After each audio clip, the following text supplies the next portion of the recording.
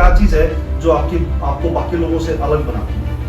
Surgeon is boss of the hospital. Because सबसे बड़ा myth क्या है लोगों के दिमाग के अंदर जो रहता है? मतलब अपनी दुकान चलाने के लिए पेशेंट को मिसगाइड करते हैं। जी। I had this thought process in my mind. Biggest generation जो अभी है जो टीनेजर्स हैं, पेशेंस खत्म हो गया। तो दो इंसिडेंसेस बताऊंगा। जी।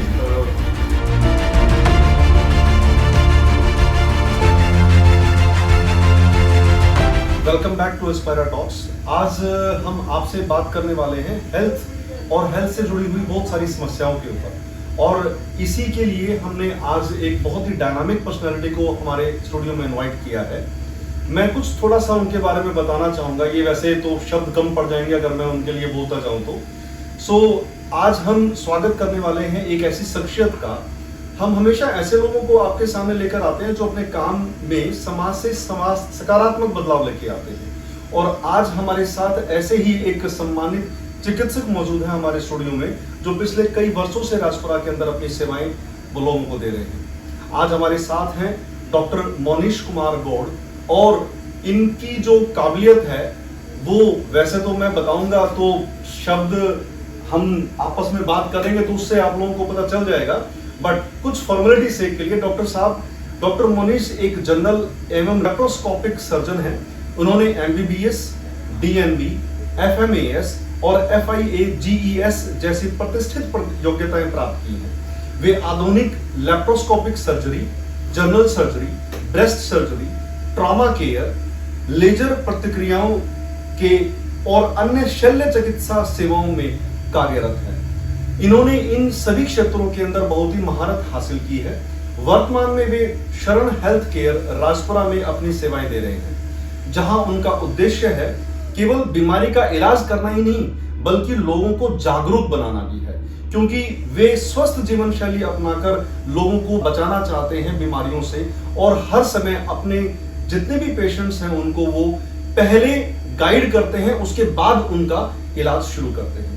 आज की हमारी बातचीत केवल ऑपरेशन और अस्पताल तक ही सीमित नहीं होगी। हम जानेंगे अच्छी सेहत कैसे बनाई जाए, किन आदतों से गंभीर बीमारियां जन्म लेती हैं, और खान पान क्या है, उस खान पान को सही तरीके से कैसे लिया जाए, और आखिर वह कौन सी छोटी छोटी बातें हैं जिन्हें अपनाकर हम अपने परिवार को स्वस्थ रख सकते हैं। तो आइए बगैर किसी देरी के शुरू करते हैं। हम एक बार फिर से वेलकम करते हैं डॉक्टर मोनीश कुमार गौड़ जी का, आपके साथ रूबरू करवाते हुए हम उनकी एक छोटी सी जर्नी की शुरुआत हम जहां से शुरू करने जा रहे हैं। डॉक्टर साहब, आपने ये जो MBBS का प्रोफेशन जो आपने चूज किया, तो इस MBBS के प्रोफेशन को चूज करने के लिए आपकी यात्रा कहां से शुरू हुई? मतलब कि आपका कैसे ये सब मन में आया कि भी आप MBBS करना चाहते हैं?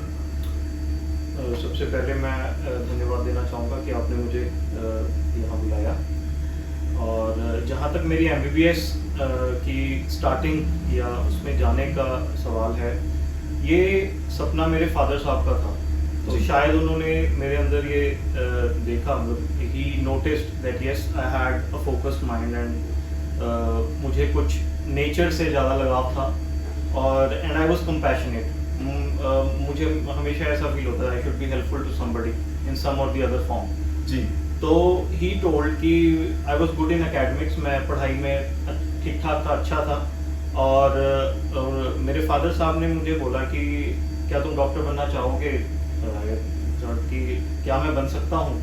तो मेरे फादर साहब ने बोला कि हाँ, आई थिंक कि आप बन सकते हो, और अगर आप मेहनत करो तो आप बन सकते हो और अच्छे डॉक्टर बन सकते हो। तो उस चीज़ पे मैंने गौर किया, एनालाइज किया, मैंने साइंस को और थोड़ा सीरियसली लेना स्टार्ट किया, एंड बॉटनी और zoology में और थोड़ा इंटरेस्ट लेना शुरू किया, and I started enjoying it. So eventually I also decided कि yes, I have to be a doctor and I have to be a surgeon. For me doing MBBS was not the end. It was कि हाँ, अगर मैं doctor बन रहा हूँ तो मुझे सर्जन ही बनना है। तो at the age of 15-16 I had this thought process in my mind already. ये तो बहुत अच्छी बात है। बड़ी ही कम उम्र में आपने इस चीज को सोच लिया, जहाँ पे बच्चा ये भी नहीं सोच पाता कि भाई इस उम्र में मुझे करना कहाँ क्या है, और उस उम्र से आपने अपने एम्बिशन को पालना शुरू किया। तो आप ये बताइए कि आपके सफर में कोई ऐसी चीज जिसने आपको अंदर से बदला हो, क्या बदलाव आया आपको इस जर्नी के अंदर? जैसे मैंने आपको बताया कि मेरे फादर साहब ने मुझ में ये चीज़ इनकलकेट कर दी थी, जी, जी। डाल दी थी कि हाँ तुम्हें डॉक्टर बनना है, तुम बहुत अच्छे डॉक्टर बन सकते हो। उसी दौरान कुछ लाइफ में सीरीज ऑफ चेंजेस हुए कि मेरे जो ग्रैंड मदर थे, my grand parents both were illiterate, but they eight the same time उनको नॉलेज और एजुकेशन के प्रति बहुत ज़्यादा रिस्पेक्ट की भावना थी। जी, जी। तो वो चाहते थे कि हमारी जनरेशन आगे बहुत ज़्यादा पढ़े और एजुकेशन और एकेडमिक्स में आगे रहे। जी। तो मेरी ग्रैंड मदर व्हेन मैंने जब 9th पास किया था तो मेरे ग्रैंड मदर बीमार हो गए बहुत ज़्यादा। तो शी हैड लंग इश्यूज, और जब मैं उनको देखता था कि जी। जब वो परेशान होते थे she would go to doctor, और जब डॉक्टर के पास से आते थे डॉक्टर उनको बोल भी देते ना बीबी तो ठीक हो जाएगी, तो वो इस चीज़ को विश्वास कर लेते थे। तो my grand parents they had very respectful feeling for doctor. तो मैंने देखा कि यार क्या मतलब डॉक्टर अगर चाहे तो वो लाइफ को बहुत चेंज कर सकता है, बहुत इम्पैक्ट डाल सकता है। तो उस चीज़ ने मुझे और सिगरेट किया, मतलब और इंस्पायर किया कि नहीं भाई मुझे इसी लाइन में जाना है, मतलब I have to help people. बिल्कुल बिल्कुल। तो इस जर्नी में आपकी एमबीबीएस और सर्जरी में कोई ऐसा पल जहां पे आपको कोई डिफिकल्ट फेज लगा हो? सर एमबीबीएस और डीएनबी की जो ट्रेनिंग है ना, मुझे उससे कभी डर नहीं लगा एक्चुअल में।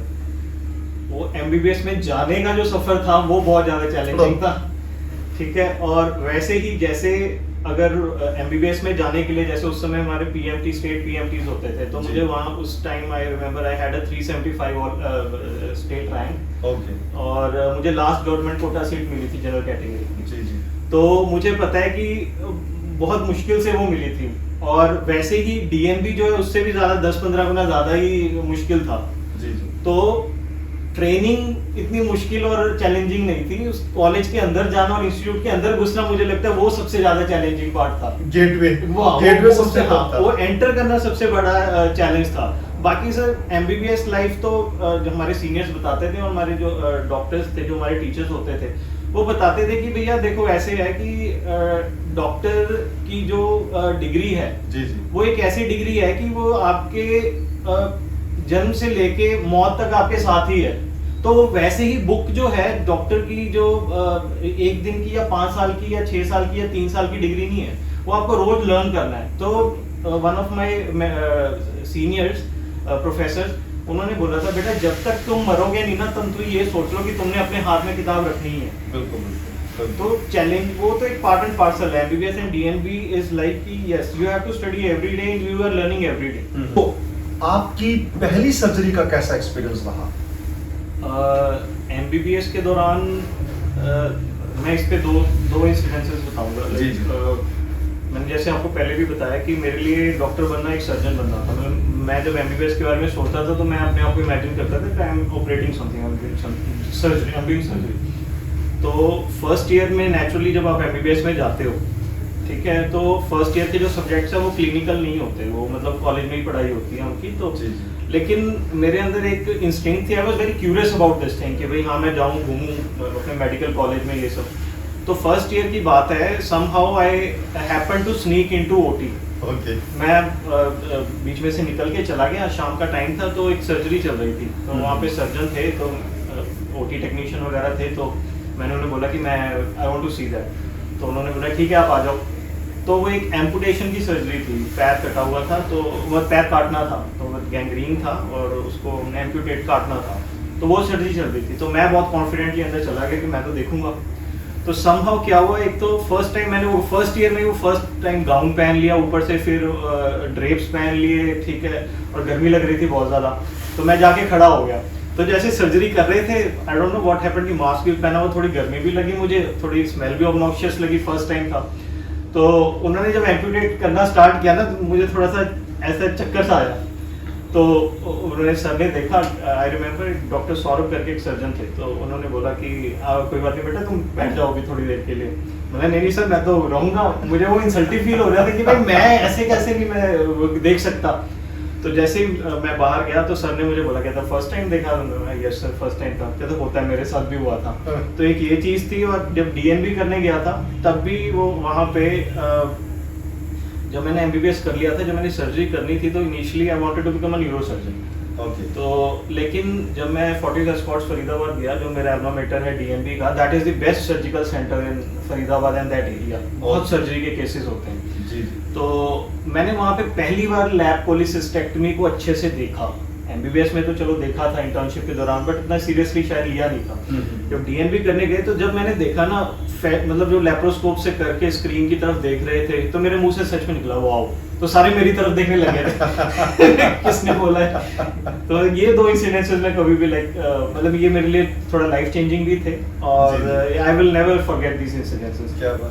तो जब आप ऑपरेशन की टेबल पे होते हैं तो क्या कभी ऐसा कोई फेज या मोमेंट आता है जहाँ पे आप ये सोचते हैं कि भाई सब कुछ बदल सकता है? सर एक्चुअली ऐसे है कि लोग कहते हैं ना कि कोई माइनर सर्जरी है, ये मेजर सर्जरी है। जी जी। मेरे एचओडी थे जो सर्जरी में, डॉक्टर वीके गर्ग सर जी। फोर्टिस में, तो उन्होंने एक बात बोली थी, कहते बेटा कोई सर्जरी ना माइनर नहीं होती। बिल्कुल।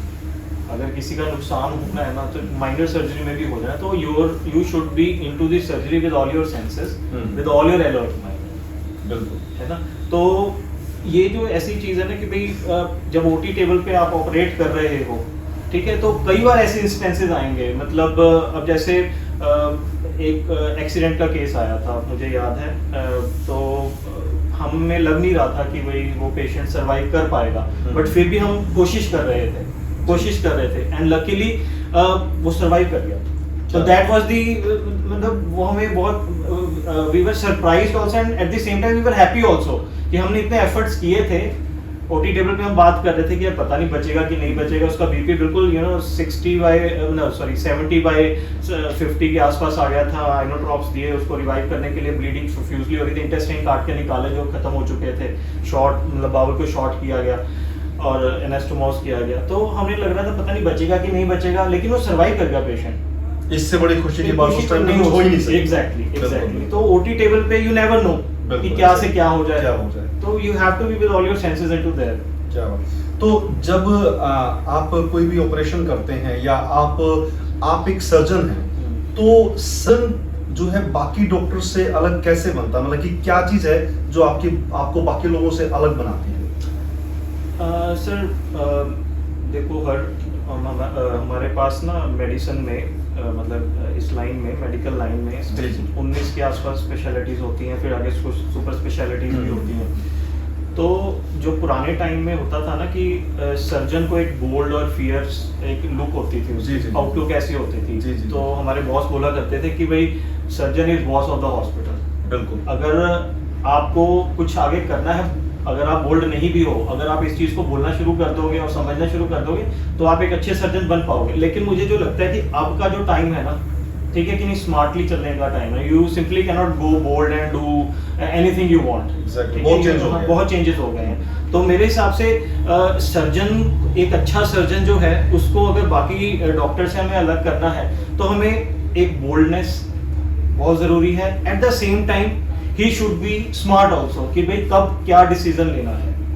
तो ये चीज जो है, क्योंकि कोई मेडिसिन का डॉक्टर है या कोई फिजिशियन है या उनका इतना मतलब इंटरवीन करने से कोई रिस्क नहीं है, लेकिन सर्जन के लिए रिस्क टेकिंग कैपेसिटी ज्यादा है। तो बोल्ड प्लस स्मार्ट होना ये इंपॉर्टेंट है। तो जैसे जब सर्जरी करते हैं तो उस टाइम पे देखिए, पेशेंट जो है डॉक्टर को भगवान मानता है, और डॉक्टर, ये बहुत पुरानी कहावत है और सदियों से चली आ रही है। डॉक्टर अगर पेशेंट को एक बार हंस के मुस्कुरा के ये बोल दे कि आप बिल्कुल ठीक है, तो वो 50% वैसे ही ठीक हो जाता है। तो जब सर्जरी का जो टाइम होता है, उस दौरान आप कोई ऐसा प्रेशर जो हर डॉक्टर महसूस करता है? सर प्रेशर तो देखो नेचुरली होता है। मैंने आपको पहले ही बोला कि भाई एक लाइफ का रिस्क जो है, उसकी रिस्क टेकिंग कैपेसिटी सर्जन की ज़्यादा है एज कम्पेयर टू फिजिशियन। ठीक है, तो उस टाइम ऐसे है कि भाई प्रेशर तो इसी चीज़ का होता है कि भाई सबसे पहला प्रेशर तो ये होता है कि पेशेंट ना पैनिक करे। बिल्कुल। हमारे माइंड में जो प्रेशर है या जो माइंड में चल रहा है, वो हम किसी तरह ये नहीं चाहते कि बाहर आए। बिल्कुल। ठीक है, तो सबसे पहला प्रेशर यही होता है कि पेशेंट कंफर्टेबल है कि नहीं है। अगर वो कंफर्टेबल नहीं है, वो अगर अनकंफर्टेबल हो गया, तो हमारी सारी टीम अनकंफर्टेबल हो जाएगी। तो मेरे हिसाब से सबसे बड़ा प्रेशर यही होता है कि पेशेंट ठीक है ना, साइकोलॉजिकली ठीक है ना, वो बहुत इंपॉर्टेंट है। तो डॉक्टर साहब, जो जैसे लेप्रोस्कोपिक सर्जरी एग्जैक्टली होती क्या है, और क्या ये हर उस व्यक्ति के लिए जरूरी है जहाँ पे इसकी जरूरत पड़ जाए? Sir laparoscopy is a revolution actually. Okay. Doctor Udwadia थे, उनको हम father of laparoscopy in India बोलते हैं। वो जी। इस दुनिया में नहीं है, लेकिन वो लेप्रोस्कोपी को वर्ल्ड में लेके आए थे। जी जी।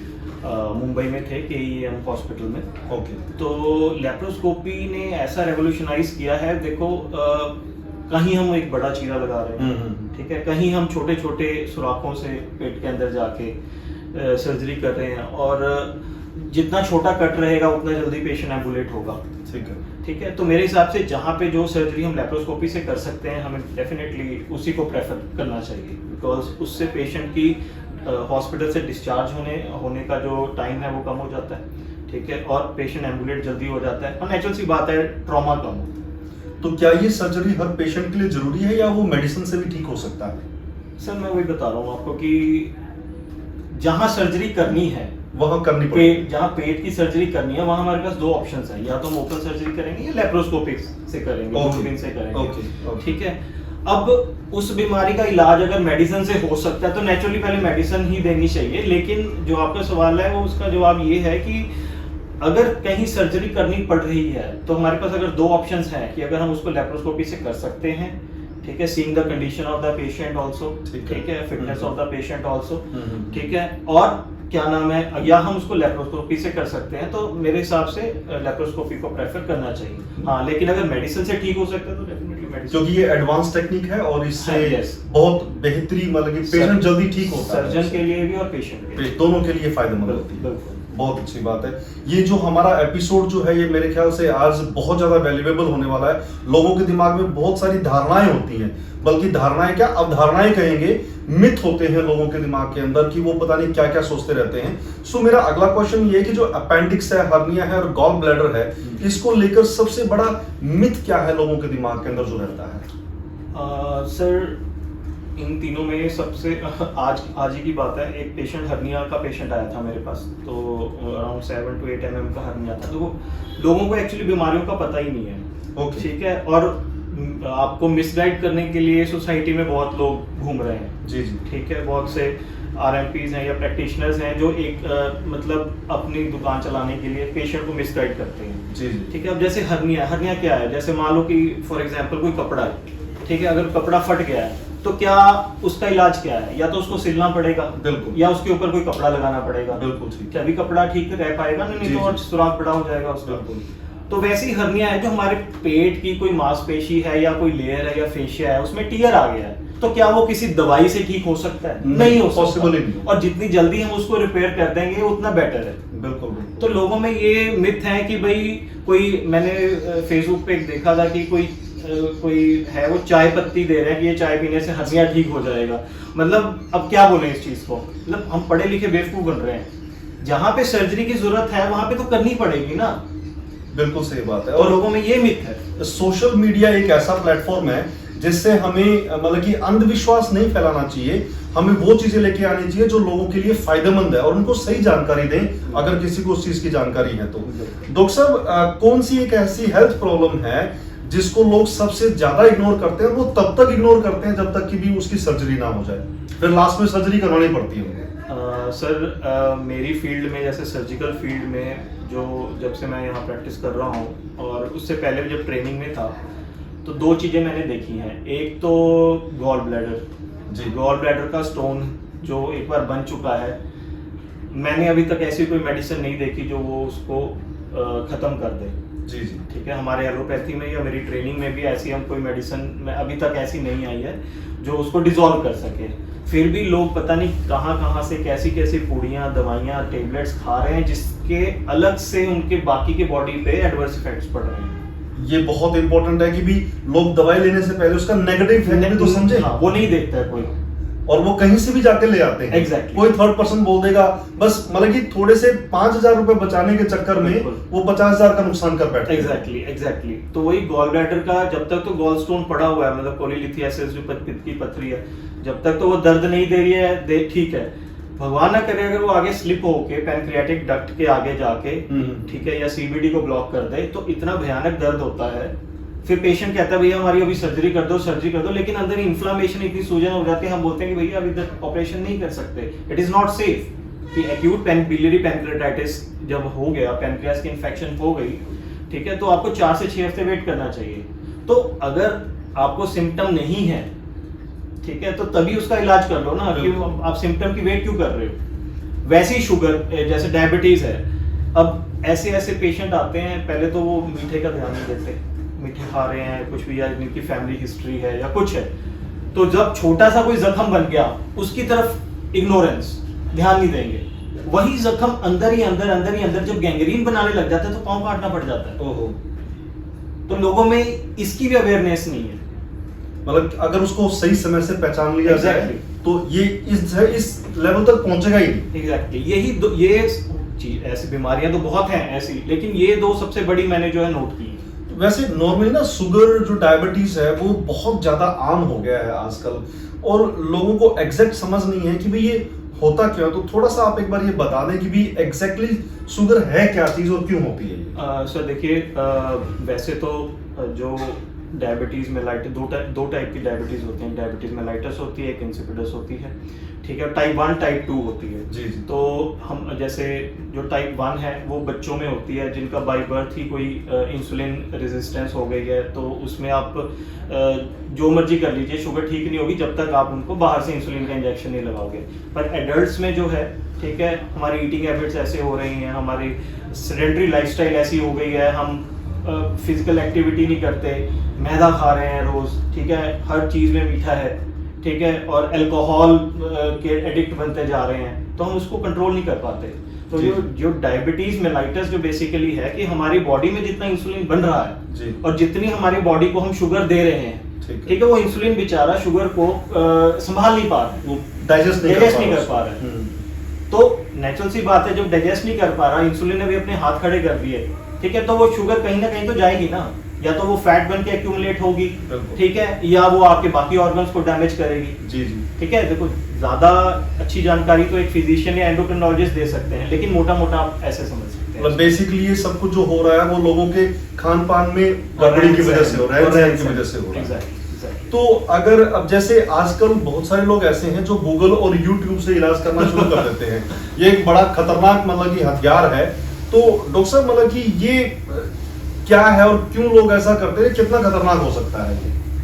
Sir little knowledge is dangerous thing. बिल्कुल, ठीक है, तो हमारे यहाँ सबके पास फ़ोन है और दुनिया भर की नॉलेज लेने का ज़रिया है हमारे पास, लेकिन बात यह है कि जो कंटेंट बन रहा है नेट पे, ठीक है, वो कौन बना रहा है, कितना सीरियसली बना रहा है, जी, उस पर भी डिपेंड करता है। ठीक है, और जरूरी नहीं होती कि आपकी हेल्थ कंडीशन बिल्कुल वही है जिस पे वीडियो बन रही है। बिल्कुल, every individual is different. Okay, ठीक है, और दूसरी बात, आप ये बिल्कुल एक पैटर्न पे नहीं चल सकते। ऐसे तो फिर हर आदमी, बाजार में डॉक्टर की बुक है, हर आदमी पढ़ के डॉक्टर बन सकता था। बिल्कुल, ठीक है, अब मान लीजिए मेरे पास गाड़ी है या मेरे पास बाइक है, ठीक है, मैं अगर इंटरनेट पे देख लूं कि अच्छा ये इसका प्लग है, इसका ये वो है, और मैं खुद प्लायर्स लेके और पेचकस लेके शुरू हो जाऊं, तो कोई भी कर लेगा, वो कोई भी कर लेगा। बट नहीं, अगर कोई चीज खराब हुई तो उसके एक्सपर्ट के पास जाना इंपॉर्टेंट है ना। बिल्कुल।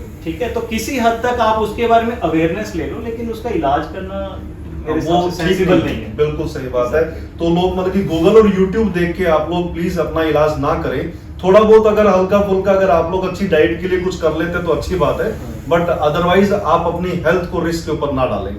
सो डॉक्टर साहब, इसी एक अगला सवाल मेरे पास है कि एक हेल्थ हैबिट आप जो हर इंसान को शुरू कर देनी चाहिए अपनी सेहत को अच्छा बनाने के लिए, तो कौन सी हेल्थ हैबिट होनी चाहिए?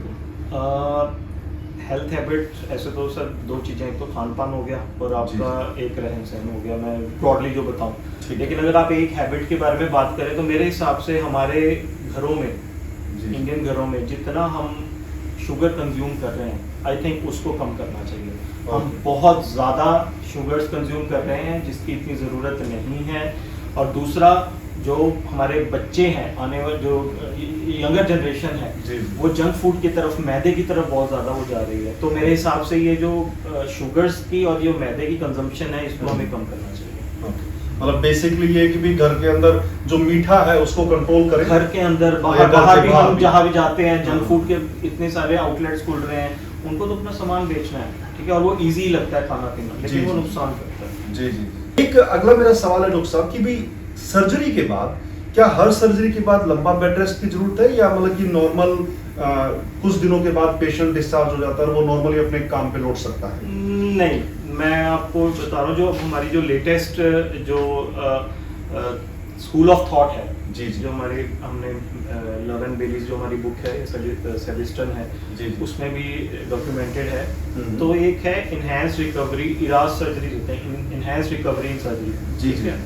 तो उसमें क्या है कि जल्दी से जल्दी पेशेंट को एम्बुलेट करना ठीक। सर्जरी के बाद, वो पेशेंट के लिए ज़्यादा बेटर है। Okay. मतलब I do not know about spine, ज़्यादा मैं स्पाइन सर्जरी या न्यूरो सर्जरी या किसी और के बारे में नहीं बता पाऊंगा। जो मेरी जनरल लेप्रोस्कोपी सर्जरीज है, इसमें हमारी कोशिश ये रहती है कि भाई जल्दी से जल्दी पेशेंट को हम एम्बुलेट करें, ठीक है। ठीक है। तो जल्दी डिस्चार्ज करना ही बेटर रहता है पेशेंट के लिए, अनलेस एंड अनटिल उसको कोई एक्टिव ब्लीड नहीं है या कॉम्प्लिकेटेड सर्जरी नहीं हुई है। ओके। तो एक अब थोड़ा सा हम हेल्थ केयर की तरफ मुड़ते हैं। हमारे हिंदुस्तान का हेल्थ केयर वैसे बहुत अच्छा है और गवर्नमेंट ने बहुत सारी फैसिलिटीज भी प्रोवाइड कर रखी हैं।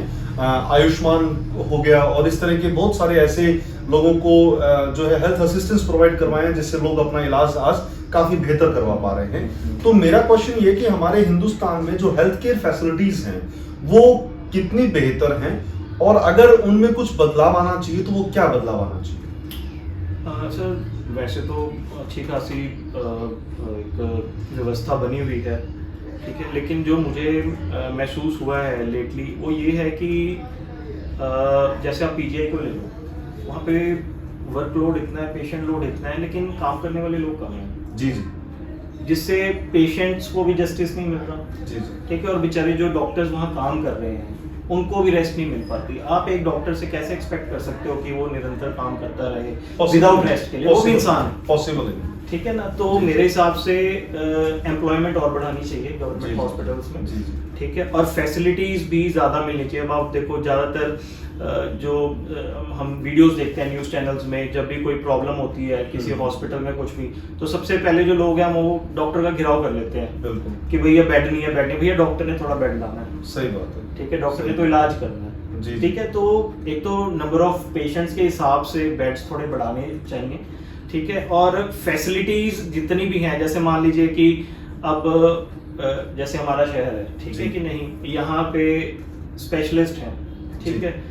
अब एक स्पेशलिस्ट कितने पेशेंट्स देख लेगा? लाइनों को कम करने के लिए हमें उतने ही एम्प्लॉयमेंट भी बढ़ानी चाहिए, मेरे हिसाब से ये इम्पोर्टेंट है। क्योंकि मेरा एक पर्सनल एक्सपीरियंस है, मैं कुछ समय पहले जो है अपने जो है फादर साहब के साथ गया था और हमने पीजीआई विजिट किया। तो जब हमने वहाँ पे विजिट किया तो वहाँ पे हम लोगों को भी सुबह यहाँ से 6 बजे निकलना पड़ा, क्योंकि फिर वहाँ पे लाइन इतनी लगती है। और फिर उसके बाद जब हमने वहाँ पे देखा तो पूरा कॉरिडोर कंप्लीट भरा हुआ था, लोग इवन रास्ते में बैठे हुए हैं और कुछ लोग तो बाहर ही स्ट्रेचर के ऊपर हैं। और ऐसा ही एक एक्सपीरियंस जनरल हॉस्पिटल का भी था कि भी मैं अपना एक लाइसेंस बनवाने के लिए आजकल मेडिकल करवाने के लिए जाना पड़ता है, तो जब वहाँ पे गए तो वहाँ पे लाइनें इतनी लंबी हैं और लोग मतलब कि बैठे हुए हैं, और मतलब अगर वही नंबर ऑफ डॉक्टर्स इंक्रीज हो जाए Exactly. तो एक व्यक्ति नॉर्मली 2.5 से 3 घंटे तो वेट कर लेता है। और हमने जो वहां पे वेट किया तो वो हमारा वेट सुबह शुरू हुआ था, मतलब हम लोग सुबह 6 बजे गए, 9 बजे के आसपास, 9 साढ़े 9 बजे के आसपास हमारी पर्ची बनी, 9:30 बजे के आसपास, 3 साढ़े 3 घंटे खड़े होने के बाद उसके बाद जो हमारी बारी आई वो हमारी आई तकरीबन दोपहर बाद 3:30-4 बजे, 5 से 6 घंटे की वेट के बाद। एग्जैक्टली वही कह रहा हूँ कि सब कुछ ठीक है, बिल्डिंग सफिशिएंट है, गवर्नमेंट हॉस्पिटल्स के पास जगह बहुत है, बिल्कुल बहुत प्रोक्योर की हुई जगहें हैं, ठीक है। बस उसको ये है कि भाई लाइन को थोड़ा छोटा किया जाए, बहुत जरूरी। अब देखो, अब सर्जरी की डेट्स मिल जाती है इतनी लंबी लंबी, ठीक है, अब डॉक्टर भी मशीन तो है नहीं है, ठीक है, और जितनी देर में उसका इलाज होगा तब तक तो पेशेंट बचेगा ही नहीं। तो हमें मेरे हिसाब से ये सोचना चाहिए कि भाई थोड़े से प्रोवाइडर्स, हेल्थ सर्विस प्रोवाइडर्स बढ़ने चाहिए। बिल्कुल। एक लोगों में बड़ा मतलब कि ये हो गया है कि भी आजकल ना प्राइवेट हॉस्पिटल जैसे बहुत कॉस्टली ट्रीटमेंट हो गया, उनका बड़ा पैसा वो लोग ले रहे हैं, ऐसा उनको महसूस होता है। तो आप इसके बारे में क्या कहना चाहेंगे? सर देखो, ऐसे है कि पांचों उंगलियां बराबर नहीं होती। जी जी। ठीक है, अब हमारी जो एक्सपेक्टेशन है वो तो है कि भाई किसी बड़े कॉर्पोरेट हॉस्पिटल जैसी फैसिलिटीज हों, ठीक है, लेकिन हमें ये भी समझना चाहिए ना कि भाई अगर कॉर्पोरेट हेल्थ फैसिलिटी चाहिए कि हर जगह एसी लगा हो, 2 अटेंडेंट्स आए, जीडीए आए, हमें लेके जाए, ठीक है, जी। हमें कुछ ना करना पड़े, पेशेंट के पास एक स्टाफ नर्स भी हो, जी, ठीक है, जी। सब कुछ हो, तो इवेंचुअली अनलाइक अदर वेंचर्स, मतलब जस्ट लाइक अदर वेंचर्स, जी। मेडिकल फैसिलिटी भी ऐसी है कि इसमें भी तो इन्वेस्टमेंट की जरूरत है। बहुत ज्यादा, ठीक बल्कि है। इसके इंस्ट्रूमेंट्स भी बहुत बहुत महंगे महंगे होते आते हैं। बहुत तो महंगे। अब देखो, लकी है हम ऐसे इंडिया में कि यहाँ पर एक क्लिनिक भी है, ठीक है, आपकी जेब के हिसाब से एक बिल्कुल। क्लिनिक भी है, एक मीडियोकर हॉस्पिटल भी है 10 to 15 बेड्स का, बिल्कुल। ठीक है। अगर आप और अच्छे फैसिलिटी चाहते हैं तो कॉर्पोरेट हॉस्पिटल्स भी हैं, बड़े हॉस्पिटल्स भी हैं, सही बात। ठीक है। अब प्रॉब्लम ये है कि हमें फैसिलिटी चाहिए कॉर्पोरेट हॉस्पिटल जैसी, जी जी। ठीक है, पर अब वो अपनी जेब से थोड़ा खर्चा पूरा करेंगे, हो ही नहीं सकता। ठीक है, फिर वहाँ पे एम्प्लॉयमेंट है, उनकी सैलरीज भी निकालनी है, सब कुछ है। अब वही आप देखो, गवर्नमेंट हॉस्पिटल्स हैं, वहाँ पे तो फंडिंग गवर्नमेंट दे रही है, बिल्कुल। सब कुछ आ रहा है, सब कुछ पैसे भी आ रहे हैं, दवाइयाँ भी आ रही हैं, बिल्कुल। वहाँ पे क्यों फिर इतनी प्रॉब्लम हो रही है?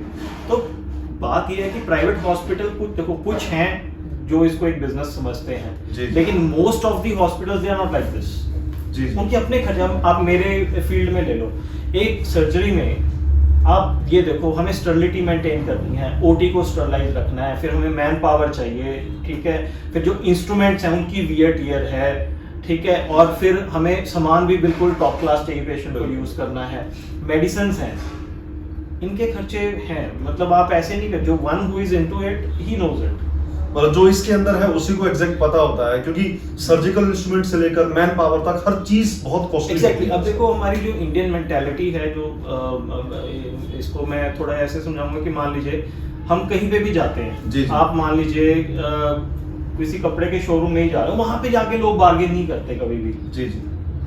वहां पे जाके बार्गेन नहीं हाँ, करते। अब बिल्कुल। महंगे से महंगे रेस्टोरेंट में जाते हैं, वहां पे जाके बार्गेन नहीं करते, और वो उनके रेट्स जो हैं हर 6 महीने साल के बाद बढ़ते रहते बढ़ते हैं, चले जाते हैं, बिल्कुल है ना। तो जब मेडिकल फैसिलिटी के बारे में आता है, या हेल्थ फैसिलिटी के, कुछ नेगेटिव प्रोपेगेंडास फैलाए जाते हैं सोशल मीडिया पे, जी जी। ठीक है, या कुछ ऑर्गेनाइजेशंस की वजह से, लेकिन कोई at the end of the day कोई भी हेल्थ सर्विस प्रोवाइडर या डॉक्टर पेशेंट की लाइफ को पैसे की वजह से कॉम्प्रोमाइज नहीं करता है। बहुत सही बात है।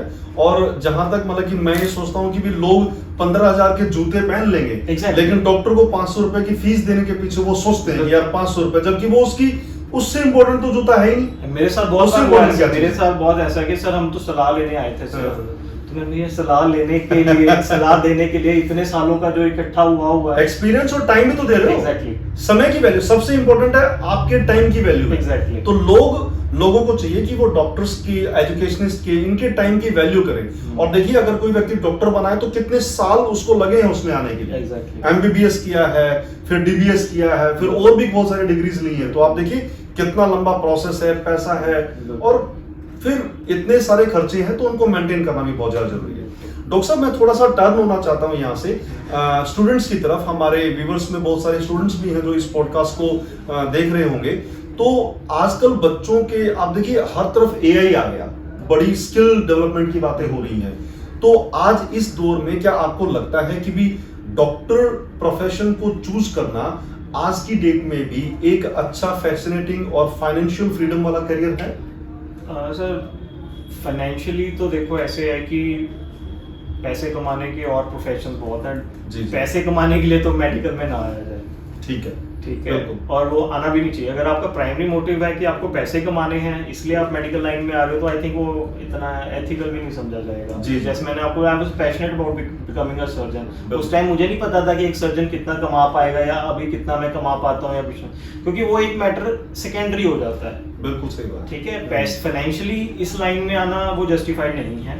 ठीक है। ठीक है, दूसरी बात ये है कि हाँ, आजकल का जैसा माहौल है, जी जी। ठीक है, पीपल आर लूजिंग इंटरेस्ट ठीक है। They are losing faith in the Okay. Medical facility provider या डॉक्टर्स या सर्जन्स जो भी Okay. हैं। ठीक है, तो हमारी जो लाइफ है कहीं ना कहीं कॉम्प्रोमाइज हो रही है, हमारी सिक्योरिटी कहीं ना कहीं सही। कॉम्प्रोमाइज हो रही है। बिल्कुल बिल्कुल। ठीक है, people they come with a pre formed notion in your mind कि पेशेंट को अगर दवाई से असर नहीं हो रहा है, ठीक है, तो डॉक्टर की गलती है।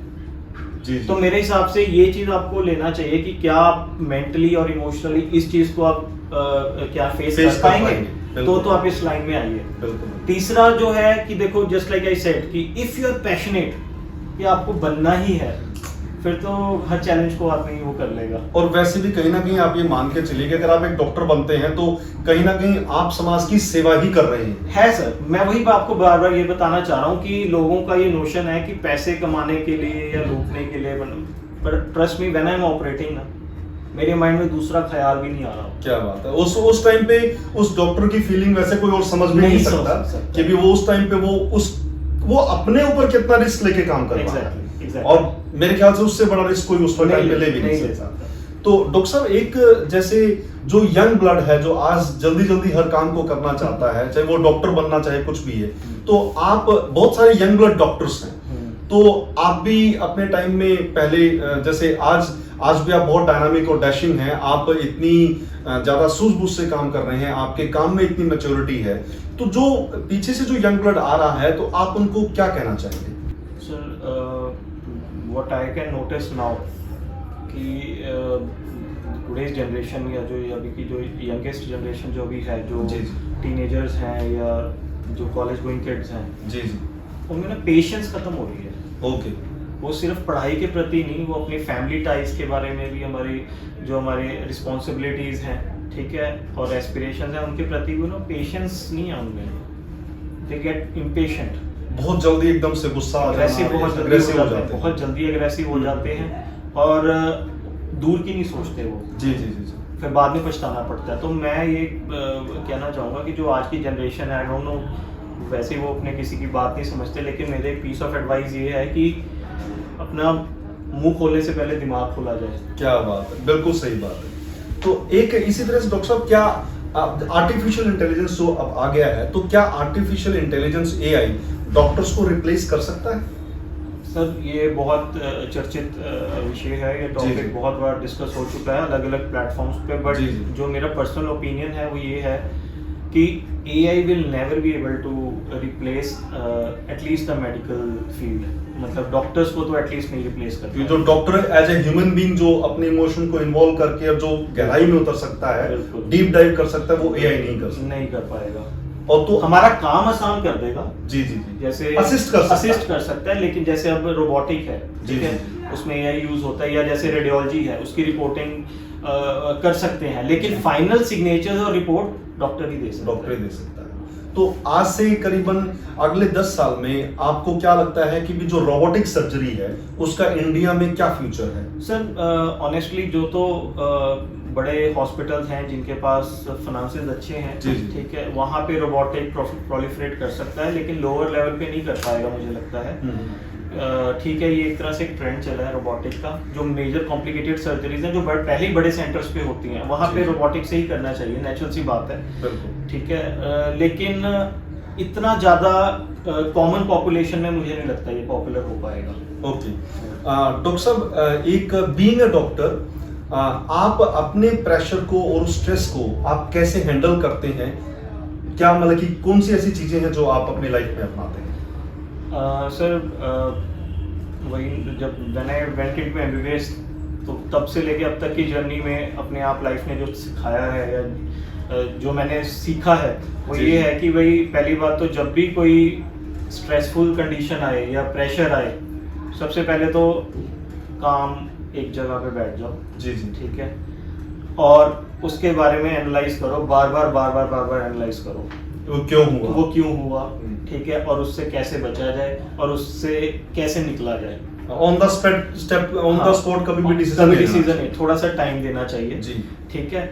और ये तो हो गया कि एक पर्टिकुलर केस के बारे में, ठीक है, लेकिन अगर आपको वैसे ही अपनी लाइफस्टाइल बनानी है तो मेरे हिसाब से अगर आप रेगुलर बेसिस पे मेडिटेशन करते हैं या एक कोई स्पोर्ट है या कोई फिजिकल एक्टिविटी में इन्वॉल्व रहें, तो आई थिंक वो आपको काफी हद तक आपकी लाइफ को बेटर करेगा। फिजिकल एक्टिविटी बहुत जरूरी। अगर आपको ये कहा जाए कि आप एक छोटा सा मैसेज पूरे इंडिया के हमारे जो इतने भी व्यूअर्स हैं उनको आप देना चाहें हेल्थ केयर के बारे में, तो वो क्या मैसेज होगा?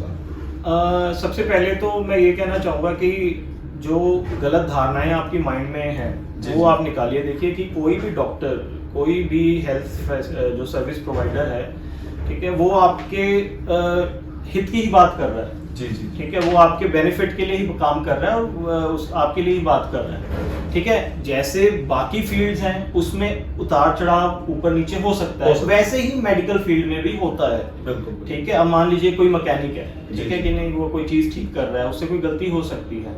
मैं ये नहीं कहूंगा कि वैसे ही गलती मेडिकल फील्ड में होनी चाहिए या जी। उसको बिल्कुल वैसा समझा जाए, लेकिन आप एक चीज ये समझिए कि जो हेल्थ प्रोवाइडर है या हेल्थ सर्विस प्रोवाइडर है या डॉक्टर है या सर्जन है, वो उसके मन में सिर्फ आपका वेलबींग है, तो एक तो उस पर ट्रस्ट रखना शुरू कीजिए। बिल्कुल। क्योंकि जहां तक मुझे पता है, मेरे फ्रेंड्स काफी फॉरेन कंट्रीज में रहते हैं, अब्रॉड रहते हैं, वो हमसे इकोनॉमिकली बहुत अच्छे कंट्रीज हैं वो, लेकिन वहाँ की हेल्थ सर्विस जो है हमारे इंडिया के कंपैरेबल कुछ भी नहीं है।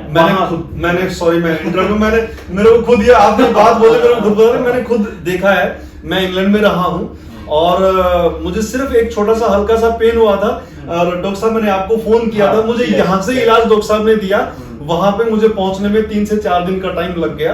तो बड़ा मुश्किल है। हमारे इंडिया की हेल्थ केयर फैसिलिटीज तो बहुत अच्छी है। मेरे काफी पेशेंट्स हैं जो फॉरेन से छुट्टी लेके आते हैं यहाँ पे सर्जरीज करवाने के लिए। बिल्कुल बिल्कुल सही, क्योंकि वहाँ पे आप कंसल्टेंट को या स्पेशलिस्ट को मिल ही नहीं सकते, वहाँ तो बहुत लंबे अपॉइंटमेंट्स हैं। Exactly. बहुत लंबे। अच्छा डॉक्टर साहब, एक अगर मान लो आप पूरी फैमिली को एज ए हेल्थ केयर अगर कोई मैसेज देना चाहें तो वो क्या मैसेज होगा? सबसे पहले तो अपने खान पान पे कंट्रोल रखिए, एक रेगुलेटर रखिए कि आप क्या खा रहे हैं, क्या वो आपके लिए सही है, क्या वो आपको फायदा दे रहा है या नुकसान दे रहा है। तो जंक फूड, मैदा सबसे पहले, ठीक है, और उसके बाद शुगर्स, इसको किसी तरीके से आप कंट्रोल में लाइए, अदरवाइज हर दूसरा पेशेंट यहाँ पे डायबिटिक होगा। और डॉक्टर साहब एक चीज और अभी आप बता दीजिए कि भी जैसे जो बीपी है इसका भी बहुत ज्यादा वो फैला हुआ है, लो बीपी हाई बीपी, तो कुछ थोड़ा सा आप एडवाइस कि भी उन लोग कैसे इससे केयरफुल रहें? देखिए वही है ना कि कोई भी आपकी लाइफ में मिसहैप हो रहा है या कोई भी इंसिडेंस या इशू हो रहा है, वो पहले तो वो सोचो कि भी कोई भी प्रॉब्लम आपकी लाइफ में आ रही है ना, वो उस टाइम के लिए ही है, ठीक है कि नहीं। उसके बारे में ज्यादा ओवरथिंक करके आप अपनी हेल्थ को अफेक्ट मत करो। बिल्कुल ठीक है, अपने सीनियर्स की, अपने पेरेंट्स की, अपनी फैमिली को इन्वॉल्व करो बीच में, ठीक है। उससे क्या है कि वो प्रेशर थोड़ा रिलीज हो जाएगा। अगर आप उसको अपने तक ही रखोगे तो बीपी भी बढ़ेगा ही।